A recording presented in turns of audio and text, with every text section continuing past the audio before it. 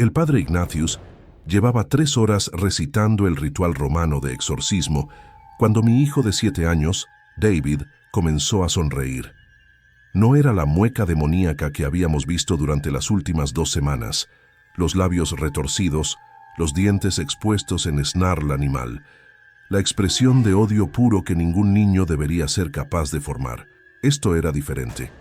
Era su sonrisa, la sonrisa genuina de David, la misma que había iluminado su rostro cada mañana de Navidad, cada vez que lo empujaba en el columpio del parque, cada noche cuando le leía cuentos antes de dormir. Y mientras sonreía, atado a su cama con correas bendecidas, con agua sagrada goteando de su cabello, mientras el padre gritaba en latín demandando que el demonio se identificara, sus ojos encontraron los míos. Y habló, no con la voz gutural de la cosa que lo había poseído, sino con su propia voz dulce y clara. «Papá, ¿puedo quedarme con él? Por favor. Es mucho mejor que estar solo». Las palabras me golpearon como puñetazo físico. El padre Ignatius se detuvo a mitad de una invocación, su rostro pálido debajo de la estola púrpura. Mi esposa Catherine, arrodillada en la esquina rezando el rosario, dejó escapar un sollozo ahogado, porque esa petición simple, pronunciada con la inocencia característica de un niño de 7 años, contenía una verdad que ninguno de nosotros había considerado. ¿Y si David no quería ser exorcizado?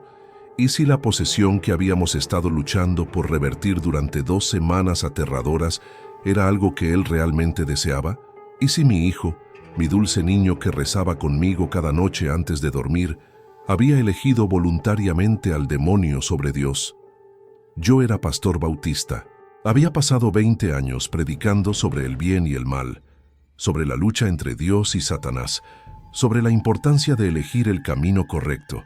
Mi fe era la roca sobre la cual había construido mi vida entera, pero en ese momento, mientras observaba a mi hijo sonreír con genuina felicidad, mientras un sacerdote católico intentaba expulsar un demonio de su cuerpo, algo que mi tradición protestante ni siquiera reconocía oficialmente como posible, sentí esa roca comenzar a agrietarse.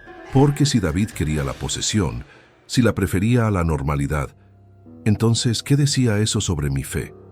¿Sobre mis enseñanzas? ¿Sobre Dios mismo? David, dije, mi voz quebrándose, ¿qué quieres decir con quedarte con él? ¿Con quién? La sonrisa de mi hijo se amplió, y por un momento vi ambos, David y la cosa dentro de él, superpuestos como fotografía de doble exposición. Con Malthus. Ese es su nombre, papá. No es malo como el padre dice, solo está solo. Ha estado solo durante tanto tiempo, miles de años. Y cuando me encontró, cuando entró, finalmente tuve a alguien que me entendía, alguien que sabía lo que se siente estar asustado y solo y confundido. Las lágrimas comenzaron a correr por las mejillas de David, lágrimas reales, humanas, no la icor negro que había llorado durante los peores días de la posesión. Papá, ¿alguna vez has estado tan solo que dolía? Como un dolor físico en tu pecho. Esa es mi vida, todos los días, en la escuela, en casa, en la iglesia. Nadie me ve realmente, excepto Malthus. Él me ve, y ahora quieres quitármelo. El padre Ignatius recuperó su compostura, levantando el crucifijo con manos que temblaban visiblemente. Esto es engaño, una mentira demoníaca diseñada para... Pero David o Malthus o ambos hablando simultáneamente, lo interrumpió. No es mentira, padre, y usted lo sabe. Ha realizado 73 exorcismos en su carrera. ¿Cuántas veces el poseído rogó que se detuviera? ¿Cuántas veces tuvo que ignorar sus súplicas porque creía que estaba haciendo lo correcto? La cabeza de David se inclinó con ángulo que era apenas demasiado pronunciado para ser anatómicamente correcto. Pero ¿y si no siempre está haciendo lo correcto, padre? ¿Y si algunos de nosotros, algunos de los que ustedes llaman demonios, no somos invasores maliciosos, sino compañeros? Simbiontes, llenando vacíos que sus oraciones nunca pudieron llenar. Esa fue la noche del 15 de noviembre de 1923, en nuestra casa parroquial en Charleston, Carolina del Sur. El comienzo del exorcismo que eventualmente destruiría mi fe, arruinaría mi matrimonio, me costaría mi posición en la iglesia y me dejaría con una pregunta que me perseguiría por el resto de mi vida. ¿Y si estábamos equivocados? ¿Y si el bien y el mal no eran tan claramente definidos como había predicado durante 2 décadas? ¿Y si mi hijo realmente era más feliz poseído que libre? Y si ese era el caso, ¿qué hacía eso con toda la teología en la que había basado mi existencia? Mi nombre es Reverendo Thomas Harper, tengo 45 años y fui pastor de la primera iglesia bautista de Charleston durante 18 años antes de que los eventos que voy a narrar me obligaran a renunciar. Nací en una familia de predicadores. Mi padre era ministro, mi abuelo era ministro. Mi bisabuelo fundó 3 iglesias en Georgia durante la Reconstrucción. La fe no era solo lo que hacíamos, era quiénes éramos. Me casé con Catherine en 1908, tuvimos a David en 1916 y construimos una vida que giraba completamente alrededor de la iglesia. Cada decisión, cada acción, cada pensamiento era filtrado a través del lente de nuestra fe bautista. Creíamos en la Biblia como palabra literal de Dios. Creíamos en la salvación solo a través de Cristo. Y creíamos que el mal era real, tangible, y debía ser combatido con oración y rectitud. Nunca cuestioné estas creencias, hasta que tuve que elegir entre mi fe y mi hijo. Escribo esto en marzo de 1924, 4 meses después de que el exorcismo de David terminara, o más precisamente, después de que lo detuviéramos. Porque no terminó, en el sentido tradicional. El demonio no fue expulsado gritando hacia el infierno. David no fue liberado para volver a su vida normal. En cambio, hicimos algo que ningún texto teológico que conozco recomienda. Llegamos a un acuerdo con un demonio. Y esa decisión, esa transgresión contra todo lo que me habían enseñado, me costó todo. Mi congregación me exigió que renunciara. La Convención Bautista del Sur inició procedimientos de destitución. Catherine me dejó llevándose a David, diciendo que ya no reconocía al hombre con el que se había casado. Y honestamente, ella tenía razón. Porque el hombre que fui antes del exorcismo, el hombre de fe inquebrantable, de certezas absolutas, murió en esa habitación junto con todas sus convicciones. Si estás leyendo esto y tu hijo está actuando extrañamente, si habla con voces que no son suyas, si muestra conocimiento que no debería tener, si manifiesta fuerza o habilidades que desafían explicación, entonces presta atención cuidadosamente, porque lo que voy a contarte desafiará todo lo que crees sobre el bien y el mal, sobre Dios y el diablo, sobre la naturaleza de la posesión demoníaca.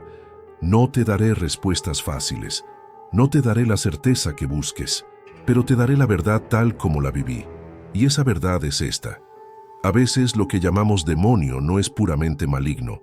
A veces lo que llamamos posesión es más complicado que invasión espiritual.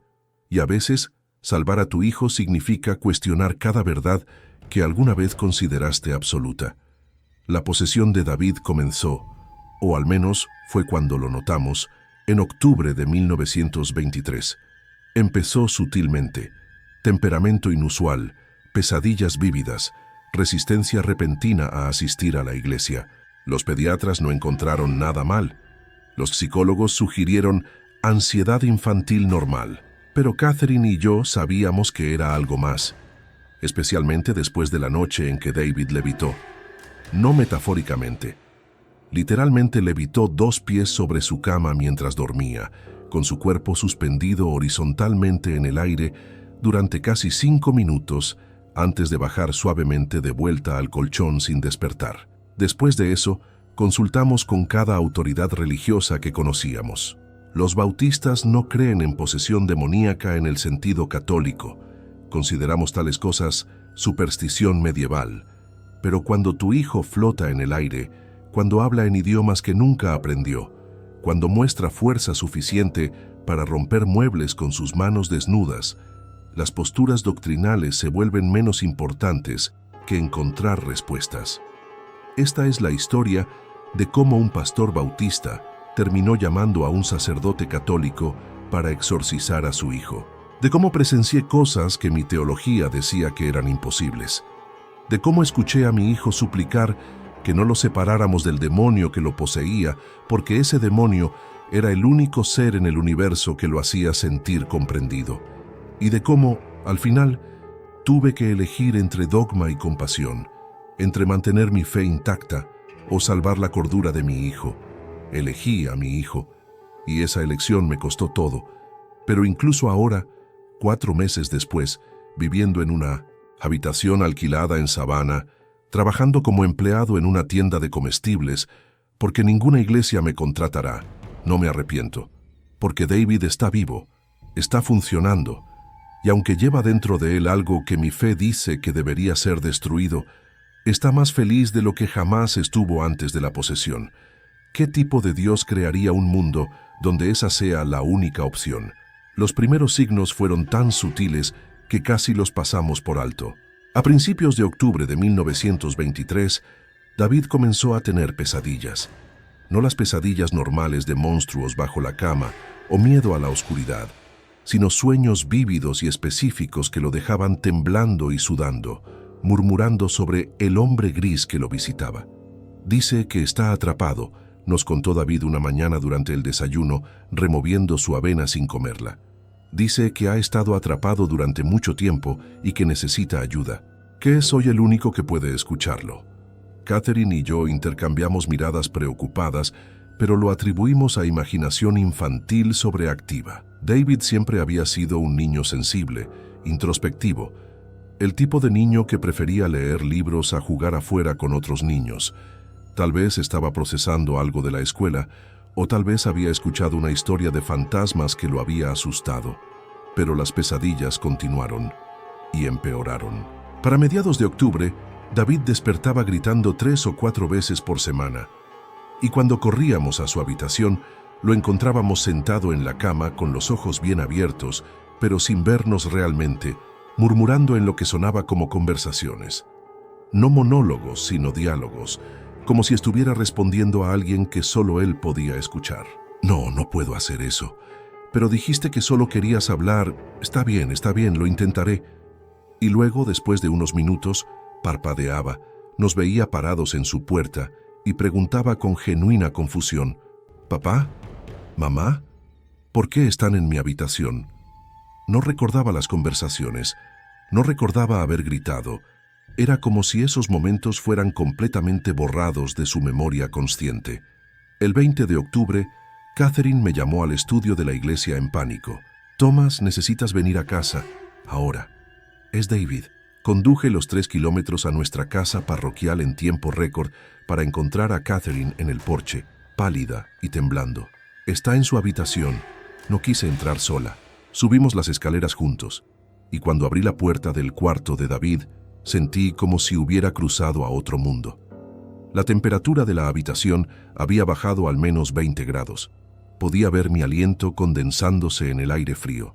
Y David estaba parado en el centro del cuarto, completamente inmóvil, mirando la pared en blanco. No parpadeaba, no respiraba visiblemente, simplemente existía, como estatua de carne. «David», llamé suavemente. No respondió.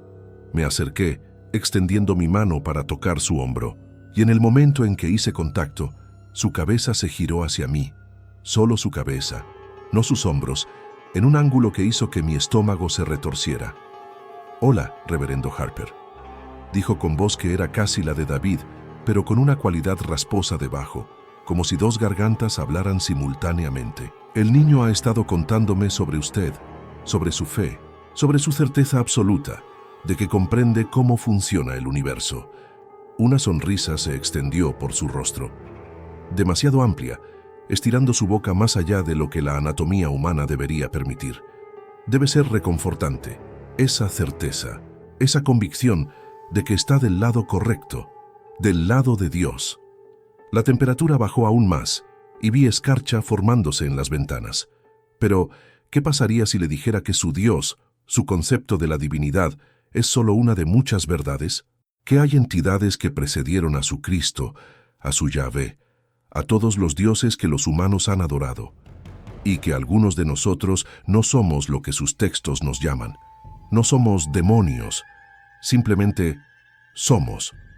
Retrocedé, tropezando con la alfombra, y Catherine jadeó detrás de mí. «Sal de mi hijo», grité, mi voz quebrándose entre comando y súplica. «En el nombre de Jesucristo, ordeno que...» La cosa, usando el cuerpo de David, rió. Una risa que hizo vibrar los cristales en las ventanas. «Su Cristo no tiene autoridad sobre mí, reverendo. Existía antes de que su profeta naciera. Existiré mucho después de que su religión sea olvidada. Y en cuanto a salir del niño, los ojos de David, ahora completamente negros, sin blanco ni iris visible, me miraron con algo que podría haber sido genuina consideración. Eso depende del niño, no de usted. Porque vine cuando él me llamó.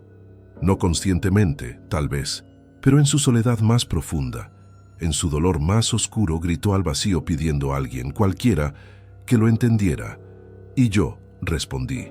Entonces, tan abruptamente como había comenzado, David se desplomó. Lo atrapé antes de que golpeara el suelo, y su cuerpo estaba caliente, febrilmente caliente, como si toda la temperatura que la habitación había perdido se hubiera transferido a él. «¿Papá?», murmuró con su voz normal, parpadeando con confusión. «¿Qué pasó? ¿Por qué hace tanto frío?». La escarcha en las ventanas había desaparecido, la temperatura estaba normalizándose, y David, mi hijo de 7 años, me miraba con genuina desorientación, sin memoria de lo que acababa de suceder. Catherine y yo nos miramos por encima de su cabeza, ambos pensando lo mismo, pero ninguno atreviéndose a decirlo en voz alta. Esto era real. Esto no era imaginación o enfermedad mental. Alguien, estaba dentro de nuestro hijo, y había hablado directamente conmigo, desafiando no solo mi autoridad como padre, sino mis creencias fundamentales sobre la naturaleza de la realidad espiritual. Esa noche, después de acostar a David, Catherine y yo nos sentamos en la cocina bebiendo café que se enfriaba sin tocarlo. «Tenemos que llevarlo al hospital», dijo ella finalmente. «Algo está mal, médicamente mal, tal vez tumor cerebral o...». Pero yo había visto sus ojos mientras hablaba. Catherine tampoco creía que fuera médico. Había visto lo mismo que yo.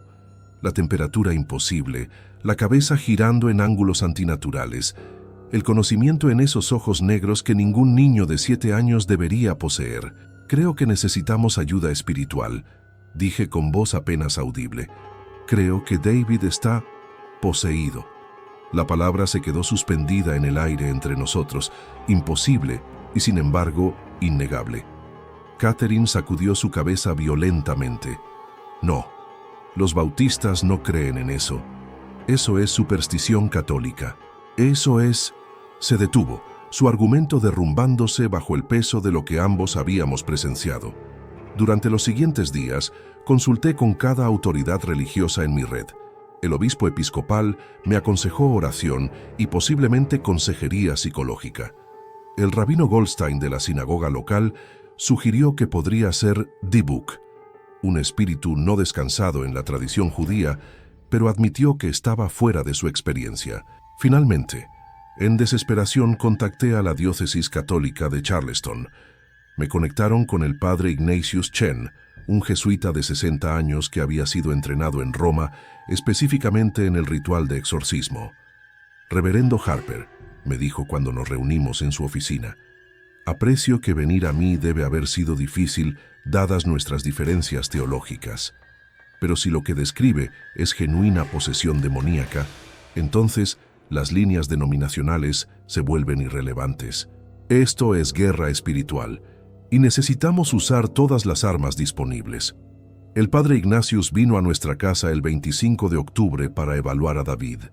Trajo consigo una maleta llena de instrumentos que parecían más adecuados para un museo de historia que para una confrontación espiritual.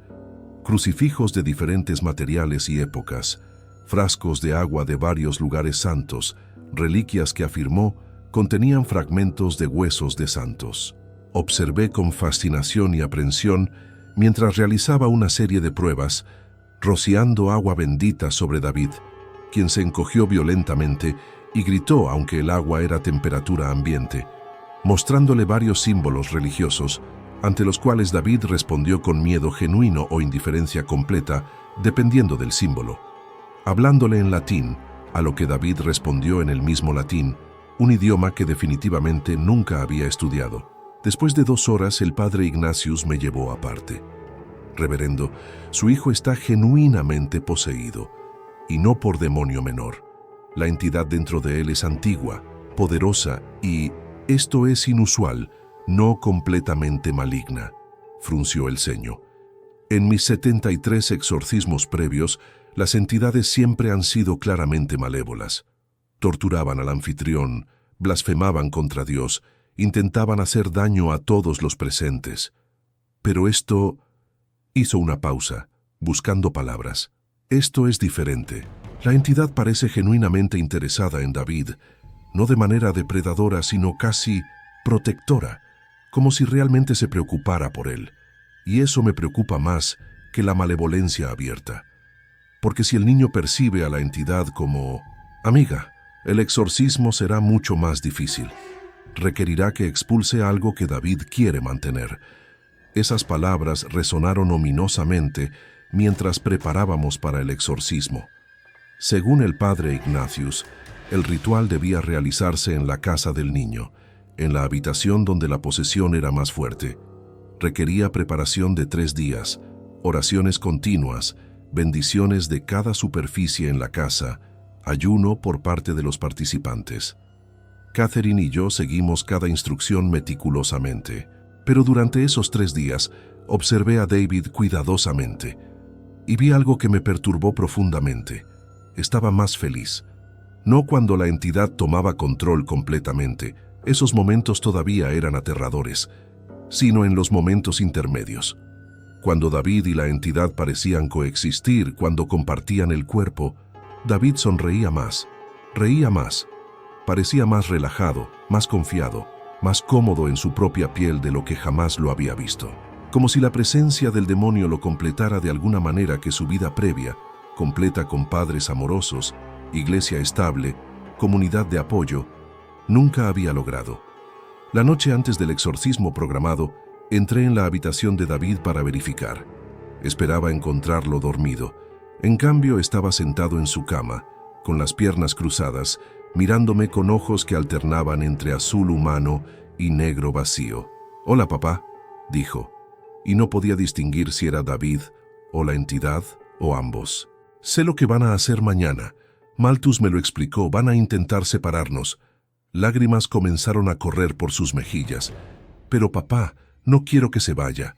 Sé que suena loco. Sé que se supone que debo tener miedo. Pero por primera vez en mi vida, no me siento solo. ¿Alguna vez has estado tan solo que duele, papá? Como un dolor real, físico, en tu pecho. Así me he sentido todos los días, desde que puedo recordar. Hasta que Malthus vino. Y ahora quieres quitármelo». Me senté en el borde de su cama con el corazón rompiéndose. «David, lo que está dentro de ti no es tu amigo. Es un demonio. Está mintiendo, manipulándote».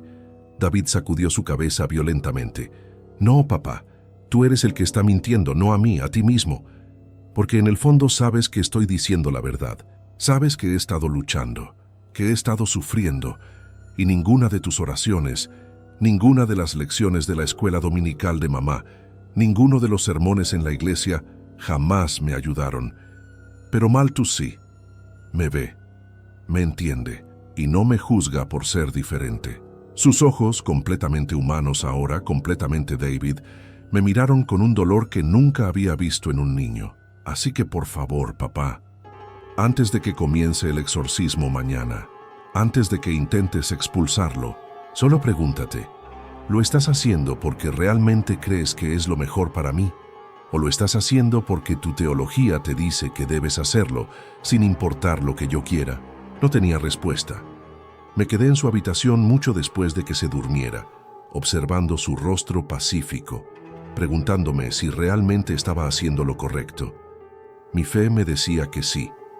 Cada texto religioso que había estudiado, cada sermón que había predicado, cada verdad que había enseñado durante 20 años de ministerio, me decía que los demonios eran malvados, que la posesión era esclavitud espiritual, que el exorcismo era liberación. Pero mi hijo, mi propio hijo, Me estaba diciendo que se sentía más libre con el demonio que sin él, y esa contradicción, esa imposibilidad teológica, comenzó a erosionar los cimientos de todo lo que creía. El exorcismo comenzó a las 9 de la mañana del 28 de octubre de 1923. El padre Ignatius llegó con 2 asistentes, el padre Michael, un sacerdote joven que serviría como respaldo, y la hermana Agnes, una monja de 60 años que había estado presente en numerosos exorcismos y cuyo trabajo era documentar todo lo que sucedía. Transformaron la habitación de David en lo que el padre llamó campo de batalla espiritual. Crucifijos en cada pared, agua bendita rociada en cada esquina, velas bendecidas colocadas en configuración específica alrededor de la cama.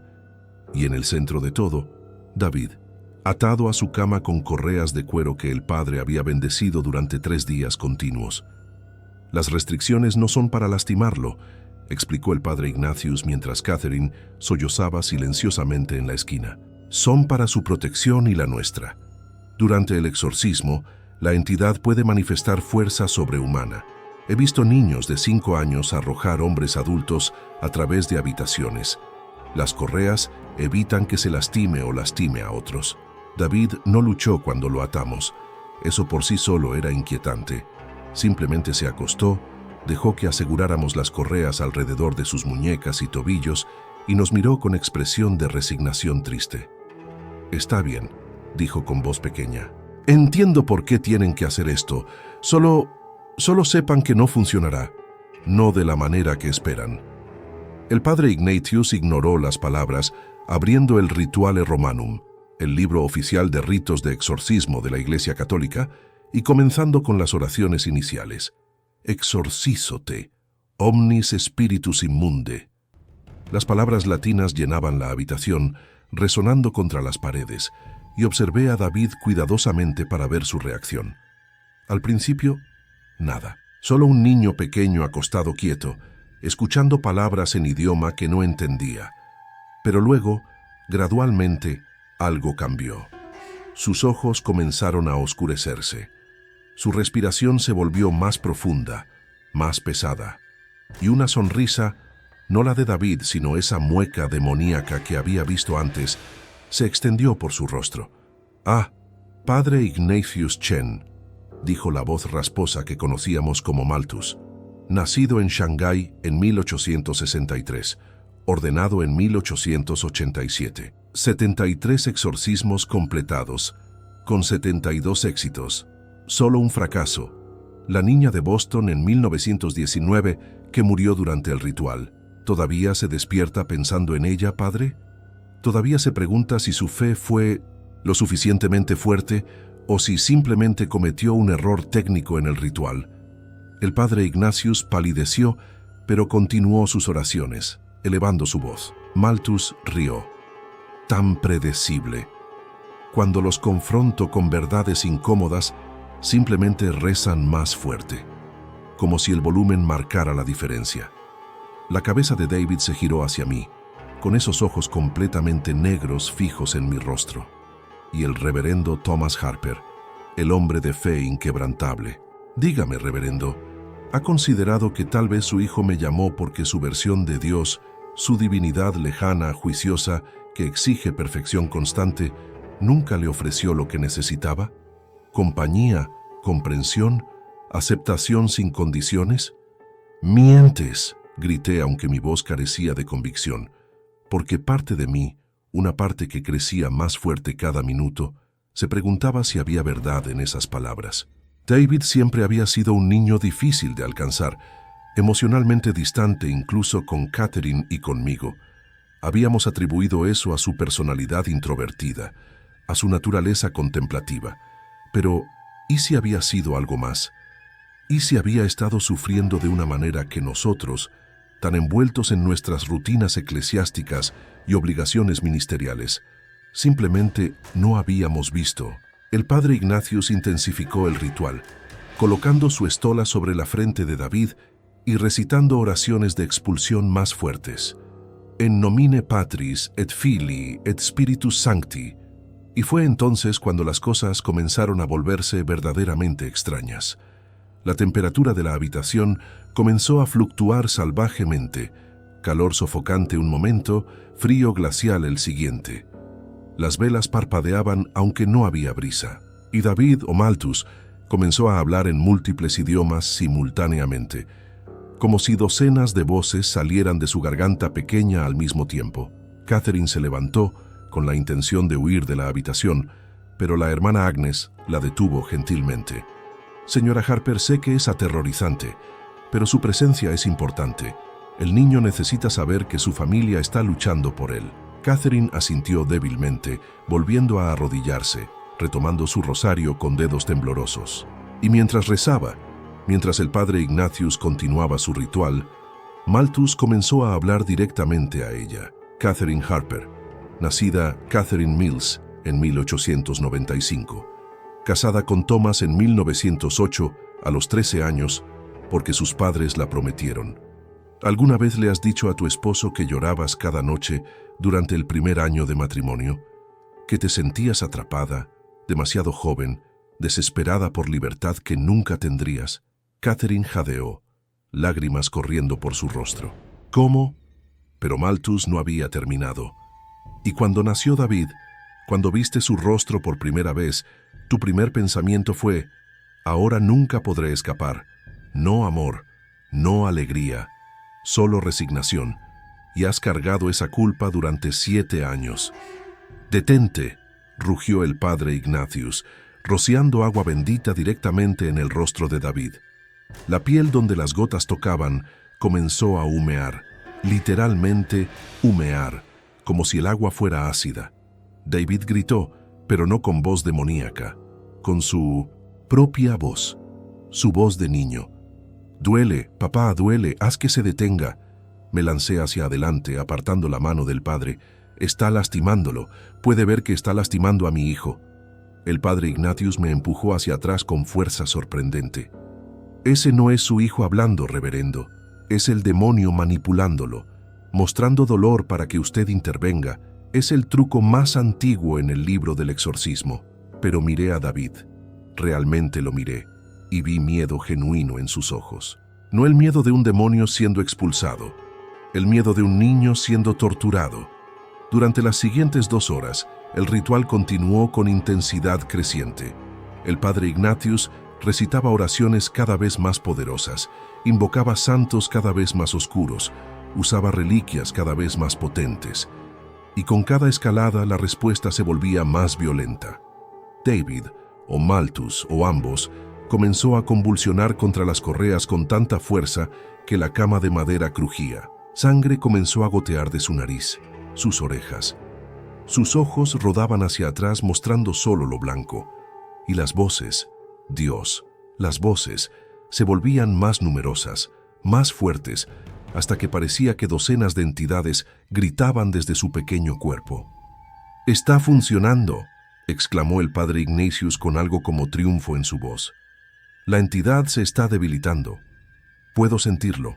Pero yo no sentía victoria, sentía horror, porque junto con las voces demoníacas podía escuchar a David, mi hijo, llorando, suplicando: «Por favor, no se lo lleven, por favor, papá, no entiendes, no estoy atrapado, finalmente estoy libre».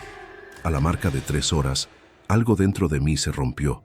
Observé mientras el padre Ignatius colocaba crucifijo tras crucifijo sobre el pecho de David, mientras la hermana Agnes leía pasajes bíblicos en voz alta, mientras Catherine rezaba el rosario con intensidad desesperada, y me di cuenta.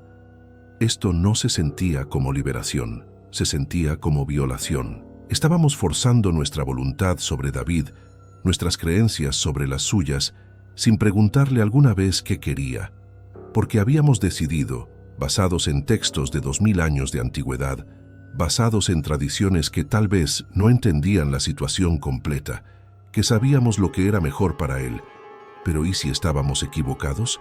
¿Y si en nuestra certeza religiosa, en nuestra convicción absoluta de que entendíamos la voluntad de Dios, estábamos cometiendo el mayor pecado posible? ¿Destruir el espíritu de nuestro propio hijo? «Deténganse», dije. mi voz apenas audible. Nadie me escuchó. El ritual continuaba alcanzando su crescendo. «¡Deténganse!», grité, empujándome entre el padre Ignatius y la cama. «Esto se detiene ahora». El padre me miró con incredulidad. «Reverendo Harper, estamos a punto de completar la expulsión. Si nos detenemos ahora, la entidad se afianzará más fuerte que nunca. Podríamos perder a su hijo permanentemente». Me giré hacia David, que había dejado de convulsionar, y ahora me miraba con esos ojos que alternaban entre azul y negro. «David», dije, ignorando las protestas del padre Ignatius, ignorando los sollozos de Catherine, «necesito que me digas la verdad, no lo que crees que quiero escuchar, no lo que tu madre quiere escuchar, la verdad absoluta. ¿Quieres que Malthus se vaya?». Hubo un largo silencio, y luego David, solo David, con ojos completamente azules, completamente humanos, habló. «No», susurró. «No quiero que se vaya, papá. Sé que no lo entiendes. Sé que va contra todo lo que te enseñaron. Pero Malthus no me está lastimando. Me está ayudando. Antes de que viniera, sentía como si estuviera sofocándome, como si hubiera una persona real dentro de mí, que nunca podía mostrar porque no encajaba en lo que se suponía que debía ser. El buen hijo del pastor, el perfecto niño cristiano, siempre sonriendo, siempre obediente, siempre fingiendo que las oraciones me hacían sentir mejor cuando solo me hacían sentir más solo. Lágrimas corrían por su rostro ahora, pero con Malthus no tengo que fingir. Él ve quién soy realmente. Todas las partes oscuras, todas las partes confundidas, todas las partes que asustarían a todos si las mostrara. Y aún así no me juzga, me acepta. El padre Ignatius me apartó, su rostro rojo de frustración. «Reverendo, esto es exactamente de lo que advertí. El demonio lo ha manipulado tan completamente que el niño cree que lo quiere. Esto es lo que hacen. Crean dependencia, hacen que el anfitrión crea que no puede sobrevivir sin ellos. Pero es mentira. Su hijo estará bien una vez que lo expulsemos». Catherine lo interrumpió, su voz temblando pero firme. «Padre, haga una pausa. Solo haga una pausa por un momento». Se acercó a la cama, arrodillándose junto a David, tomando su mano atada. «Cariño, necesito hacerte una pregunta, y necesito que seas completamente honesto. ¿Te duele? ¿Físicamente? ¿Malthus te causa dolor?». David sacudió su cabeza. «No, mamá, solo duele cuando intentan separarnos. El resto del tiempo es como tener un mejor amigo que siempre está ahí, que siempre entiende». Catherine se giró hacia el padre Ignatius y hacia mí, su rostro marcado con decisión que nunca había visto en ella.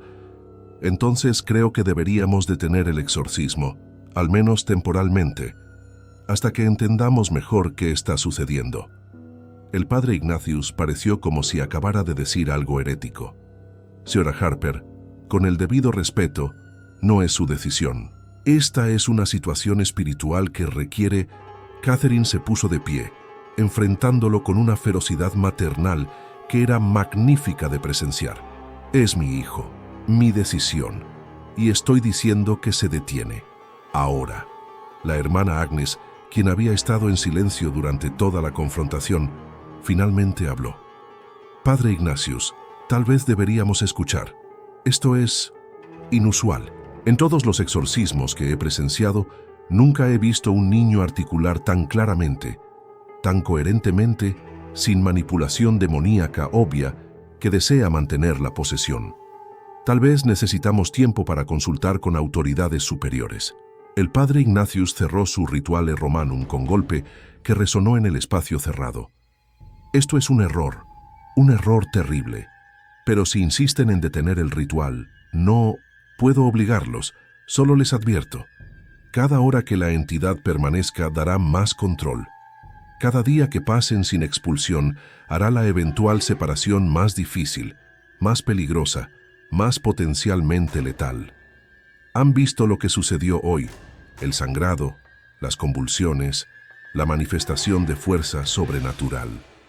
Eso empeorará y eventualmente podría alcanzar punto donde la expulsión se vuelve imposible sin matar al anfitrión. Empacó sus implementos rituales con movimientos bruscos, furiosos. Tienen una semana para decidir. Después de eso, informaré al obispo que se negaron a permitir que se completara el exorcismo. Y las consecuencias, tanto espirituales como de otro tipo, serán su responsabilidad, no mía. Después de que el padre Ignatius y sus asistentes se fueran, Catherine y yo nos sentamos en la habitación de David, todavía atado a su cama, procesando lo que acababa de suceder. Habíamos detenido un exorcismo. Habíamos interferido activamente en ritual diseñado para liberar a nuestro hijo del mal espiritual. Y lo habíamos hecho porque nuestro hijo nos había rogado que lo hiciéramos, porque había dicho, con su propia voz, sus propias palabras, que quería mantener al demonio. Desaté las correas alrededor de las muñecas y tobillos de David, frotando la piel enrojecida donde las correas habían estado demasiado apretadas. «David», dije con voz vacilante, «necesito que entiendas algo. Lo que acabamos de hacer, detener el exorcismo, va contra todo lo que creemos, todo lo que nos enseñaron. Si esto es un error, si Malthus te está lastimando de maneras que no podemos ver todavía, entonces nosotros, tu madre y yo, hemos fallado como padres. Hemos elegido tus deseos sobre lo que Dios nos ordena hacer». Hice una pausa. «Así que tienes que prometernos. Si alguna vez, sientes que Malthus te está lastimando, que te está controlando de maneras que no quieres, que te está cambiando en algo que no deseas ser, nos lo dirás. Inmediatamente. Sin importar qué, ¿puedes prometer eso?». David asintió solemnemente. «Lo prometo, papá». Y luego, con voz que era claramente tanto David como Malthus, hablando juntos en armonía perfecta, «Y nosotros prometemos nunca lastimarte, nunca hacerte algo que no quieras, porque esto es asociación, no esclavitud, no posesión en el sentido que tus textos describen, es simbiosis y puede funcionar. Solo necesitamos que confíes en nosotros». El uso de nosotros, el reconocimiento de que David y Malthus eran ahora una unidad combinada, debería haberme aterrorizado. Pero extrañamente no lo hizo, porque cuando miraba a mi hijo en ese momento, veía algo que nunca había visto antes. Paz, genuina, profunda, paz interior. Y eso, más que cualquier texto teológico, me decía que tal vez, solo tal vez, habíamos tomado la decisión correcta. La semana después de detener el exorcismo fue la más difícil de nuestras vidas. No por David. Él estaba extrañamente bien, más feliz y más funcional de lo que jamás lo habíamos visto. El problema era el mundo exterior. El padre Ignatius, fiel a su palabra, había informado al obispo sobre nuestra negativa a completar el ritual, y el obispo, aparentemente, había compartido la información con otros líderes religiosos en Charleston. Para el tercer día, mi teléfono no dejaba de sonar. Pastores de otras iglesias bautistas, líderes de la Convención Bautista del Sur, incluso algunos miembros de mi propia congregación que habían escuchado rumores. Todos querían saber lo mismo. ¿Era verdad que había detenido un exorcismo?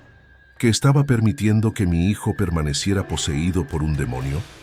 ¿Que había elegido el deseo de un niño sobre el mandato claro de las Escrituras de resistir al diablo? La junta de diáconos de mi iglesia convocó reunión de emergencia el cuarto día.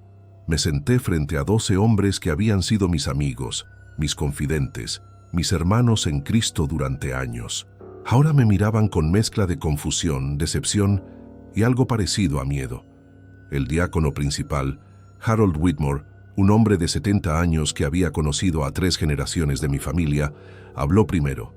«Thomas, ayúdanos a entender, porque los rumores que escuchamos no pueden ser ciertos. No del hombre que nos ha guiado espiritualmente durante 18 años». Respiré profundamente. «Los rumores son ciertos, Harold. Detuve el exorcismo porque mi hijo me rogó que lo hiciera, porque dijo que la entidad dentro de él, la que llama Malthus, no lo está lastimando sino ayudándolo. Y cuando miré a mi hijo, cuando realmente lo miré, vi más paz en sus ojos de la que jamás había visto antes de la posesión. El silencio que siguió fue absoluto. Luego la sala explotó. Voces superpuestas, todas hablando a la vez, todas expresando variaciones del mismo horror. ¿Estás escuchándote? ¿Has perdido la razón? ¿Qué le has hecho a ese niño? Harold levantó su mano, silenciando a los demás. Thomas, entiendo que esto debe ser increíblemente difícil para ti. Ver a tu hijo sufrir, sentir impotente para ayudarlo. Pero tienes que entender, lo que estás describiendo no es ayuda, es engaño demoníaco. Los demonios mienten, es su naturaleza fundamental.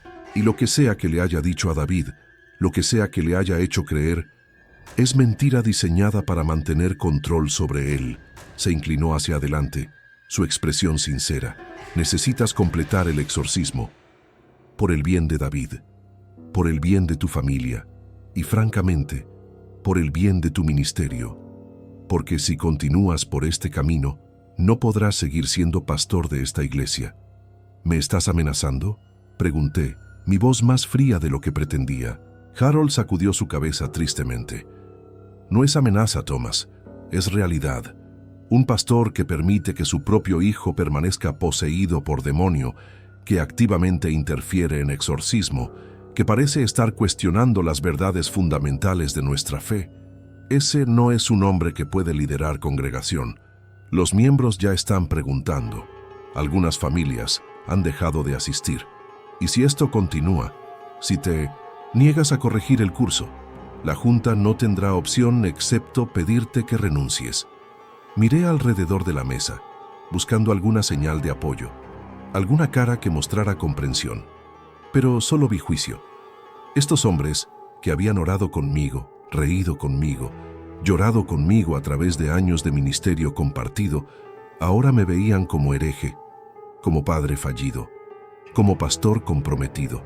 Necesito tiempo, dije finalmente. Tiempo para consultar con más expertos, para entender qué está realmente sucediendo con David. Tienes 3 días, dijo Harold, 3 días para decidir, completar el exorcismo o renunciar. Y con esas palabras, la reunión terminó. Conduje a casa en aturdimiento, procesando lo que acababa de suceder. En cuestión de días, mi mundo entero se había volteado. Mi congregación me estaba rechazando. Mis colegas me estaban evitando. Y mi fe, la roca sobre la cual había construido toda mi vida, estaba fracturándose bajo el peso de una pregunta simple.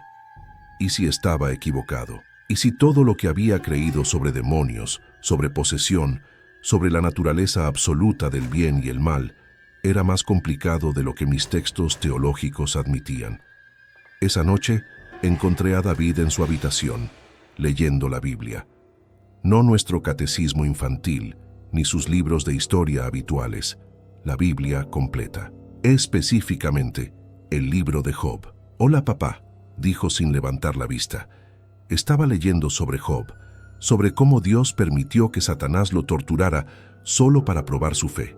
Siempre pensé que era una historia sobre fe inquebrantable, pero ahora me parece que es sobre un Dios que usa a las personas como piezas de ajedrez en juego cósmico, que permite sufrimiento no porque tenga que hacerlo, sino porque quiere ver si Job se romperá. Cerró el libro, finalmente mirándome. Malthus dice que tu Dios no es el único poder en el universo, que hay otras fuerzas, otras entidades, que precedieron a tu concepto de divinidad, y que algunos de ellos, como él, no están jugando juegos, solo están existiendo, intentando conectar. David, dije sentándome en su cama, ¿puedo hablar con Malthus directamente? David asintió, sus ojos oscureciéndose al tono familiar negro. Cuando habló, era la voz rasposa que había llegado a reconocer. Reverendo Harper, ¿qué desea saber?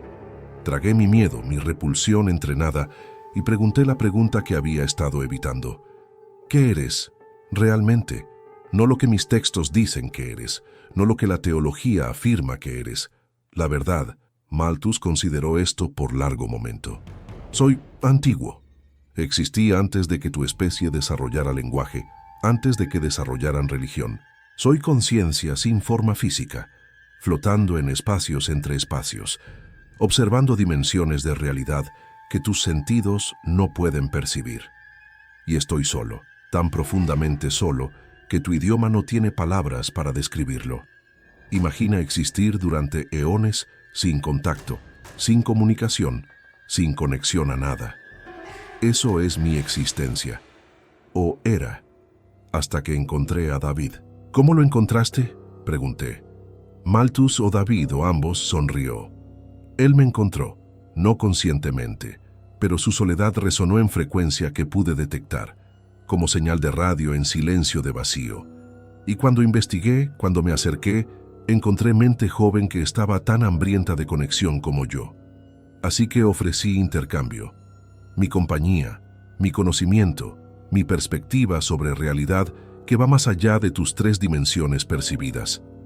A cambio de ancla en tu mundo, de experiencia de sensaciones físicas que nunca antes había conocido, de amistad finalmente, después de eternidad de aislamiento. Los ojos volvieron a azul, David de nuevo. Y papá, funciona. Funciona mejor de lo que cualquiera de tus oraciones jamás funcionó. Malthus me entiende, no me juzga, no me dice que debo ser diferente.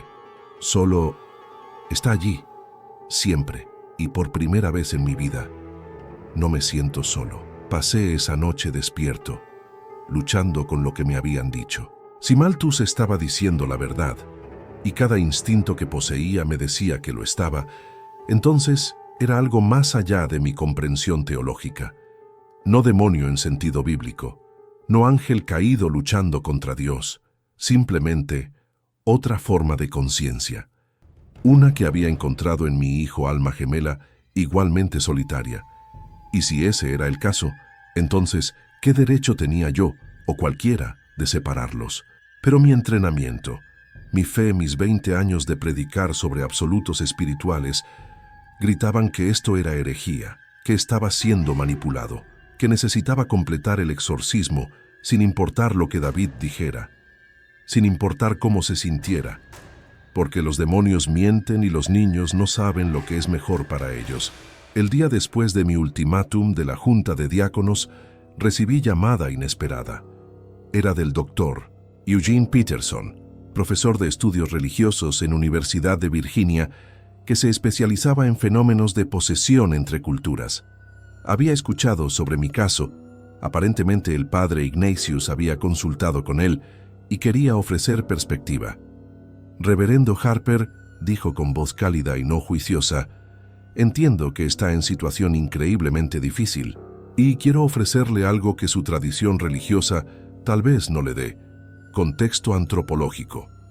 Explicó que había estudiado casos de posesión en docenas de culturas, África, Asia, pueblos indígenas de América. Y lo que he encontrado, continuó, es que no todos los casos de posesión son negativos. En algunas culturas lo que llamamos posesión demoníaca es visto como regalo espiritual. El individuo se convierte en puente entre mundos, capaz de canalizar conocimiento y perspectiva que otros no pueden acceder. Lo llamamos chamanismo cuando sucede en cultura que respetamos, pero lo llamamos posesión demoníaca cuando sucede en nuestro propio patio trasero. ¿Está diciendo que lo que le pasa a mi hijo es normal?, pregunté, aferrándome a idea como hombre ahogándose a tabla flotante. El doctor Peterson hizo pausa. No diría normal, pero diría que es más complejo de lo que su teología binaria de bien y mal permite. Lo que David describe, simbiosis consciente con entidad no corpórea, tiene precedentes en literatura religiosa de docenas de culturas. Y en muchos de esos casos, el individuo no solo sobrevive, sino prospera. Se convierte en sanador, en maestro, en puente entre mundos físico y espiritual. Otra pausa. Por supuesto, también hay casos donde la posesión es genuinamente malévola, donde la entidad busca solo dañar. Pero basado en lo que el padre Ignatius me dijo, su caso no parece encajar ese patrón. Su hijo está funcionando, está comunicándose claramente, está articulando deseos y necesidades, no está mostrando comportamiento destructivo, y lo más importante, está rogando que se permita la situación. Eso es inusual y tal vez significativo. Las palabras del doctor Peterson me dieron algo que no había tenido en días: permiso para dudar, permiso para cuestionar, permiso para considerar que tal vez, solo tal vez, había más de una forma de entender lo que estaba sucediendo. Pero ese permiso llegó con costo, porque si aceptaba la perspectiva del doctor Peterson, si trataba la situación de David como algo que no fuera invasión demoníaca estándar, entonces estaba rechazando verdades fundamentales de mi fe. Estaba diciendo que la Biblia, mi guía infalible para toda la vida, tal vez no tenía todas las respuestas. Estaba admitiendo que realidad era más compleja, más matizada, más ambigua de lo que 20 años de predicación de absolutos me habían preparado para aceptar. El tercer día de mi ultimátum, Catherine y yo nos sentamos con David para conversación seria. «Cariño», comenzó Catherine, «necesitamos que entiendas lo que está en juego. Si decidimos no completar el exorcismo, papá perderá su trabajo. Perderemos nuestra casa. Tendremos que mudarnos, empezar de nuevo en algún lugar donde nadie nos conozca. Y aún así, la comunidad religiosa es pequeña. Los rumores se extenderán. Será difícil para papá encontrar otro puesto ministerial. Podríamos terminar», vaciló, «podríamos terminar luchando financieramente. Muy difícil». David miró entre nosotros procesando. «¿Están diciendo que si me quedo con Malthus, arruinaré nuestras vidas?» Catherine sacudió su cabeza rápidamente. «No, cariño. Solo estamos siendo honestos sobre consecuencias, pero la decisión sigue siendo tuya. Si realmente quieres mantener a Malthus, si realmente crees que te está ayudando, entonces encontraremos forma de manejar las consecuencias». Los ojos de David se llenaron de lágrimas. «No quiero arruinar nuestras vidas, pero papá, mamá, necesitan entender. Antes de Malthus pensaba en lastimarme, en desaparecer, porque el dolor de estar tan solo, de sentirme tan diferente, tan roto, era demasiado. Pero ahora quiero vivir, quiero ver qué pasa después, porque no estoy solo, y eso lo cambia todo». Se limpió los ojos. «Así que sí, quiero quedármelo, pero no si significa destruirlos. Si tienen que elegir entre su fe y yo, elijan su fe. Encontraré forma de sobrevivir». La madurez en sus palabras, el sacrificio que estaba dispuesto a hacer, rompió algo dentro de mí. Porque en ese momento, mi hijo de 7 años estaba mostrando más compasión, más amor desinteresado que cualquiera de los cristianos supuestamente devotos que me habían juzgado durante la última semana. «No», dije firmemente, «no vamos a elegir entre nuestra fe y tú, vamos a encontrar nueva forma de fe, una que tenga espacio para complejidad, para ambigüedad, para posibilidad de que Dios o el universo, o lo que sea que está realmente allá afuera, es más grande y más extraño de lo que nuestros textos admiten». Miré a Catherine buscando su apoyo. Ella asintió, lágrimas corriendo por su rostro. «Estamos contigo, David. Pase lo que pase. Perderemos la iglesia, perderemos nuestra comunidad, pero no te perderemos, no de nuevo». Y en ese momento, en esa decisión, renuncié a todo lo que había sido. El pastor, el hombre de certezas, el predicador de absolutos, y me convertí en algo nuevo, algo que aún no tenía nombre, pero algo que por primera vez en mi vida se sentía genuinamente, honestamente, verdadero. Presenté mi renuncia a la junta de diáconos al día siguiente. No esperé a que me obligaran, simplemente escribí carta simple. «Por razones de conciencia, ya no puedo servir como pastor de esta congregación.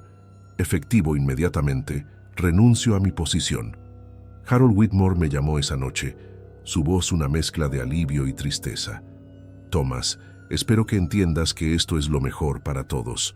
La congregación necesita liderazgo estable y tú necesitas tiempo para resolver tu situación familiar». Hubo pausa incómoda. «¿Has considerado buscar ayuda psiquiátrica? Para ti y para David, porque francamente lo que describes suena como posible brote psicótico. Tal vez en ambos».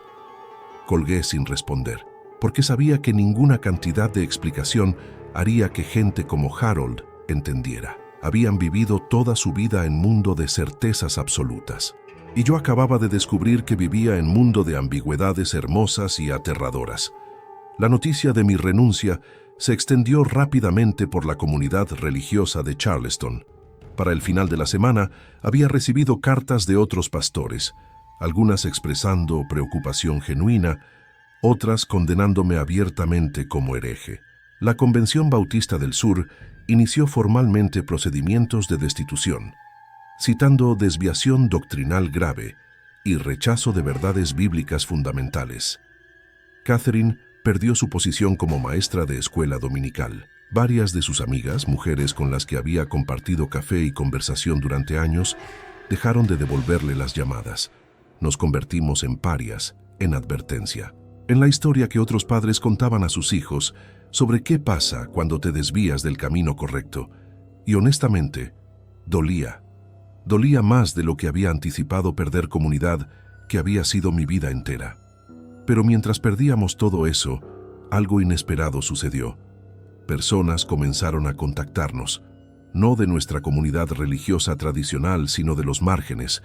Una madre en Georgia cuya hija había exhibido fenómenos similares y quien había sido forzada a institucionalizarla cuando el exorcismo falló.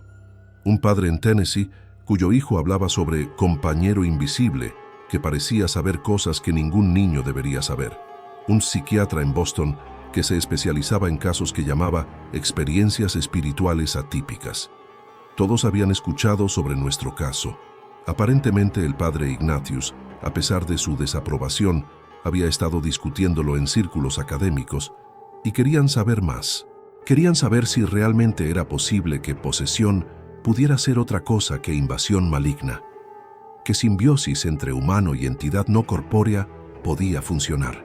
El doctor Eugene Peterson, el profesor de estudios religiosos que me había llamado, me invitó a Virginia para presentar el caso de David en simposio privado de académicos estudiando fenómenos de posesión. Catherine, David y yo hicimos el viaje en tren, nuestro primer viaje familiar en meses, y extrañamente, uno de los más pacíficos que habíamos tenido. David estaba relajado, charlando tanto como él mismo, como permitiendo que Malthus hablara ocasionalmente. Los dos existiendo en lo que parecía ser asociación genuinamente equitativa. ¿Es así todo el tiempo ahora?, le pregunté mientras atravesábamos campo de Virginia. ¿Ambos presentes simultáneamente? David asintió. Más o menos. A veces uno de nosotros está más al frente que el otro. Como cuando estoy en la escuela, soy principalmente yo porque Malthus no entiende realmente la aritmética o la gramática, pero cuando estoy leyendo o pensando en cosas grandes, él está más presente. Es como tener colega que está siempre disponible para consultar. El simposio fue revelador. Había aproximadamente 20 académicos presentes, antropólogos, psicólogos religiosos, incluso un neurocientífico estudiando estados alterados de conciencia. Y cuando David habló con ellos, alternando fluidamente entre su propia voz y la de Malthus, respondiendo preguntas sobre la experiencia de cohabitación, vi algo notable. Estos académicos, entrenados en escepticismo riguroso, no lo descartaban como fraude o enfermedad mental. Escuchaban, hacían preguntas reflexivas, tomaban notas extensas, y al final de la sesión de 4 horas, el consenso fue sorprendente. David exhibía lo que llamaron identidad genuinamente híbrida. No personalidad múltiple en sentido patológico, sino colaboración consciente entre dos formas distintas de conciencia. Es extraordinario, dijo el doctor Peterson después, y honestamente no tengo marco teológico o científico que lo explique completamente. Pero una cosa es clara, su hijo está prosperando, está articulado, funcional y genuinamente feliz. Lo que sea que esté sucediendo parece ser trabajando, pero no todos estaban convencidos. Después del simposio, se nos acercó hombre que se había sentado silenciosamente en la parte trasera durante toda la presentación. Se identificó como el padre Marcus Whitfield, exorcista jesita, que había viajado desde Roma específicamente después de escuchar sobre nuestro caso.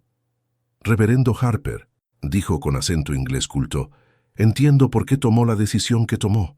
Realmente lo entiendo, pero necesito advertirle, lo que permite continuar es sin precedentes, y sin precedentes no significa necesariamente seguro. Hizo gesto para que lo siguiera a área más privada. He estudiado posesión durante 30 años. He realizado más de 100 exorcismos y puedo decirle con certeza, las entidades cambian, evolucionan. Lo que comienza como simbiosis aparentemente benigna puede convertirse en dominación completa. La entidad dentro de su hijo puede ser genuinamente amigable ahora. Pero ¿qué pasa cuando David llega a la adolescencia, a la edad adulta? Cuando comienza a querer privacidad, autonomía, identidad separada, ¿Malthus lo dejará ir pacíficamente? La pregunta me inquietó, porque era algo que no había considerado completamente. Habíamos resuelto la crisis inmediata. David estaba estable, feliz, funcionando. Pero ¿qué pasaría en 5 años, 10, 20? No lo sé, admití. Pero, padre Whitfield, ¿qué alternativa tengo? Intentamos el exorcismo. David suplicó que nos detuviéramos. Y cuando lo hicimos, cuando respetamos su deseo, encontró paz que nunca había tenido. ¿Debería haber ignorado eso? ¿Debería haber forzado la separación solo porque mi teología me dice que es lo correcto? El padre Whitfield suspiró.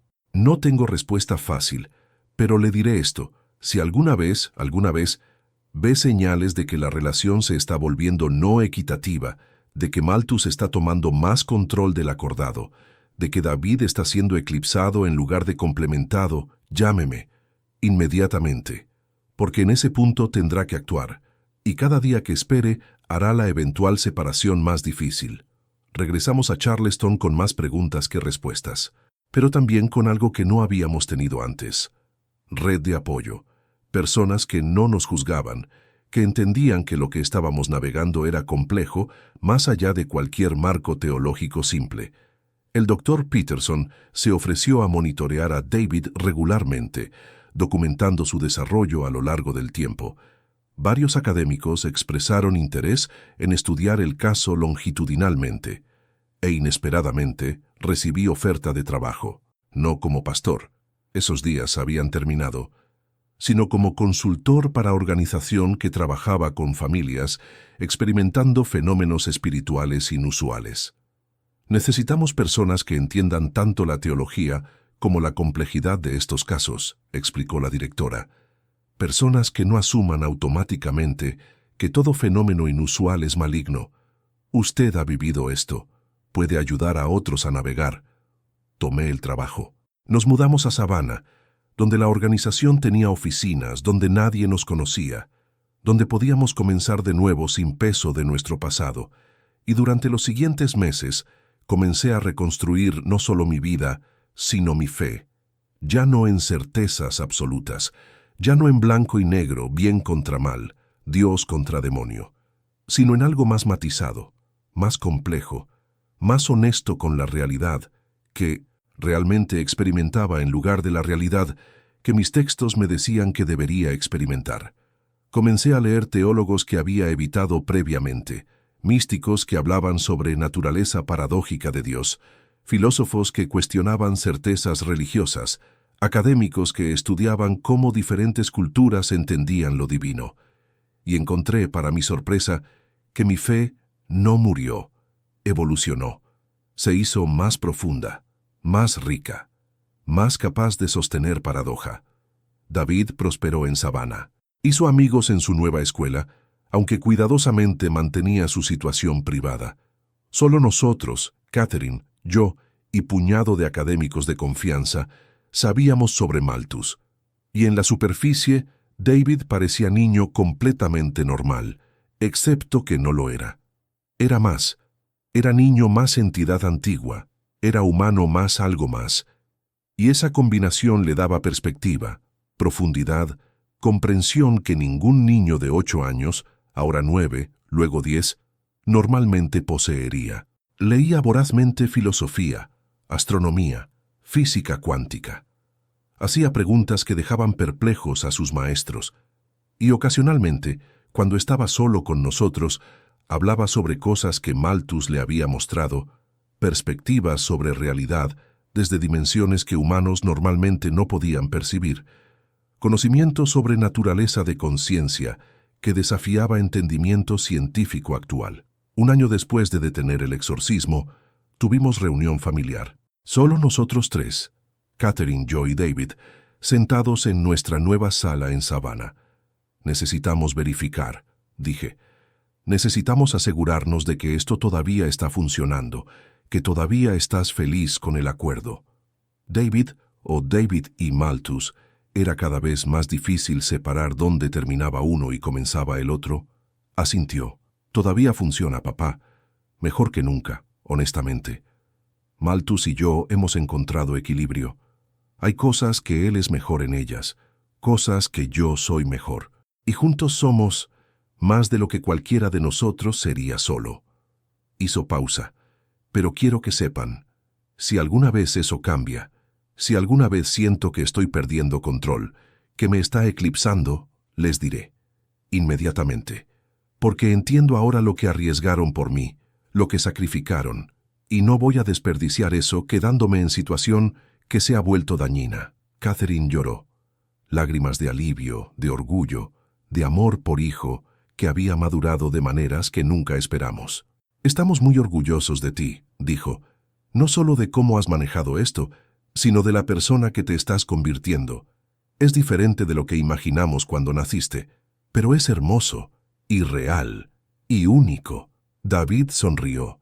Esa sonrisa genuina que había visto por primera vez durante el exorcismo, la sonrisa que me había roto y rehecho simultáneamente.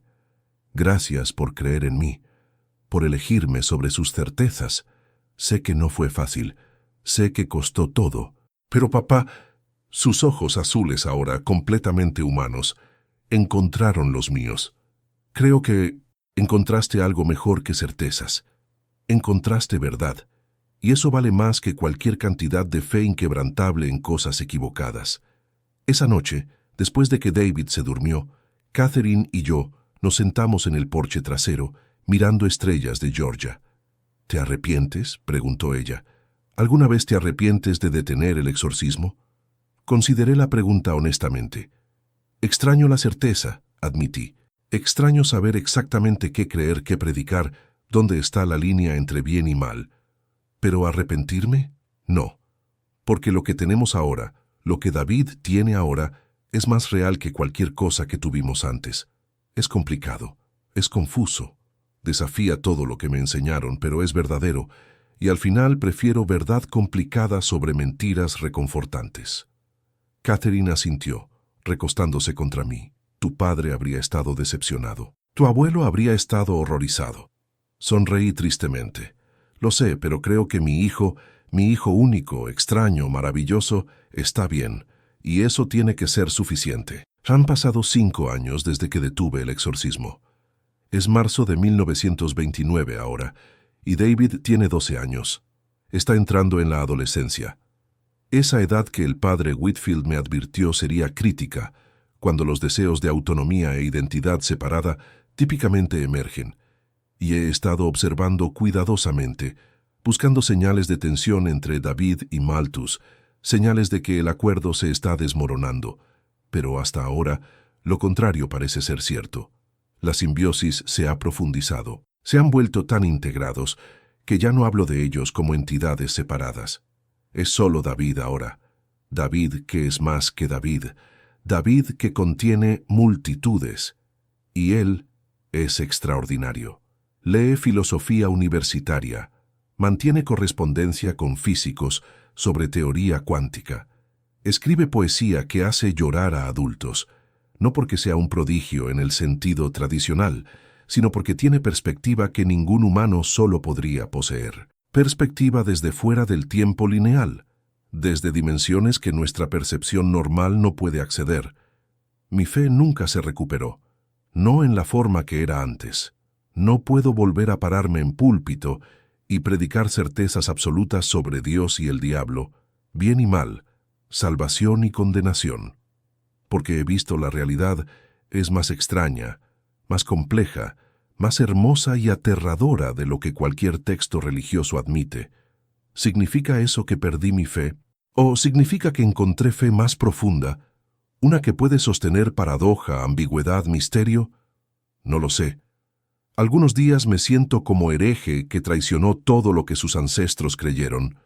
Otros días me siento como el único honesto en habitación llena de personas aferrándose a certezas reconfortantes, porque el miedo a la ambigüedad es más aterrador que el miedo al infierno. Pero lo que sí sé es esto: elegí a mi hijo sobre mi dogma, y esa elección, aunque me costó todo, fue la decisión más moral que jamás haya tomado. Catherine y yo seguimos casados, pero también cambiamos. El peso de lo que experimentamos, las decisiones que tomamos, nos transformaron de maneras que nunca podríamos haber anticipado. A veces, en la quietud de la noche, ella admite que extraña la simplicidad de nuestra vida anterior, la comunidad de iglesia, la certeza de propósito, la claridad de líneas morales. Pero no cambiaría nada, siempre agrega rápidamente, porque David está vivo, está prosperando, y eso es lo único que realmente importa. Trabajamos ahora con docenas de familias cada año, familias experimentando fenómenos que el establishment religioso descarta como demónico o que el establishment médico diagnostica como enfermedad mental. Y ayudamos a navegar ese espacio intermedio, ese territorio gris donde lo espiritual y lo psicológico se entrelazan de maneras que ninguna disciplina puede explicar completamente. No tenemos todas las respuestas, pero tenemos experiencia. Y a veces eso es suficiente. Si estás leyendo esto y enfrentas decisión similar, si tu hijo, tu ser querido, tú mismo está experimentando algo que desafía categorización fácil, que tu religión dice que es maligno pero que tu corazón dice que es más complicado, entonces te insto, no te apresures a juicio. No asumas que sabes qué es mejor basado en textos de 2000 años de antigüedad, escritos por personas que nunca podrían haber imaginado la complejidad de experiencia humana moderna. Escucha, observa, pregunta, y sobre todo confía en la persona experimentando el fenómeno, porque ellos saben su propia realidad mejor que cualquier texto, cualquier autoridad, cualquier tradición. Mi hijo sonrió durante su exorcismo, y esa sonrisa, esa expresión de felicidad genuina en medio de lo que se suponía era liberación espiritual, rompió mi fe. Pero al romperla, me liberó para encontrar algo más verdadero, algo más real, algo que incluso ahora, 5 años después, todavía estoy aprendiendo a nombrar. Pero sea lo que sea, vale más que todas las certezas que perdí, porque es honesto. Y la honestidad, finalmente aprendí, es más sagrada que la ortodoxia.